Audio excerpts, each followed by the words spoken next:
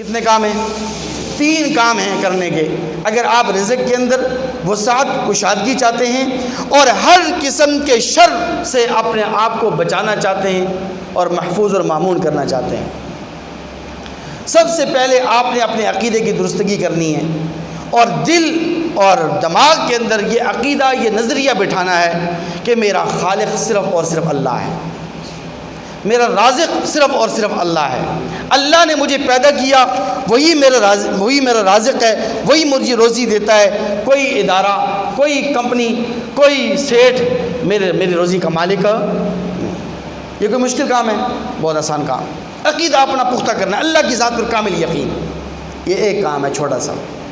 دوسرا کام یہ کرنا ہے کہ 2 رکعت نفل نماز پڑھ کر اللہ تبارک و تعالیٰ کے سامنے یہ عہد کرنا ہے، پکا ٹھکا یہ عہد کرنا ہے کہ یا ربا میرے اوپر کتنے ہی کٹھن حالات کیوں نہ ہوں، یا ربا میں نہ خود نہ اپنے بیوی بچوں کو لقمہ حرام کھلاؤں گا۔ جب بھی اپنے بیوی بچوں کو کھلاؤں گا، جب بھی خود کماؤں گا تو حلال کماؤں گا، حرام کے قریب نہیں جاؤں گا۔ یہ دوسرا کام ہے کرنے کا۔ تیسرا کام یہ کریں کہ آپ اللہ تبارک و تعالیٰ سے دعا آپ نے مانگ لی، اللہ تبارک و تعالیٰ کے سامنے آپ نے عہد بھی کر لیا۔ اب تیسرا کام یہ کرنا ہے کہ جب بھی آپ کو پہلی روزی ملے، نئی نوکری آپ کو ملی، نئی ملازمت آپ کو ملی، یا آپ پہلے سے ملازمت اور کاروبار کر رہے ہیں، جو یہ تنخواہ آپ کو ملتی ہے یا مہینے کے بعد کاروبار سے پروفٹ آتا ہے، تو سب سے پہلا حصہ اللہ تبارک و تعالیٰ کی رضا اور خوشنودی کے لیے صدقہ و خیرات نکالیں۔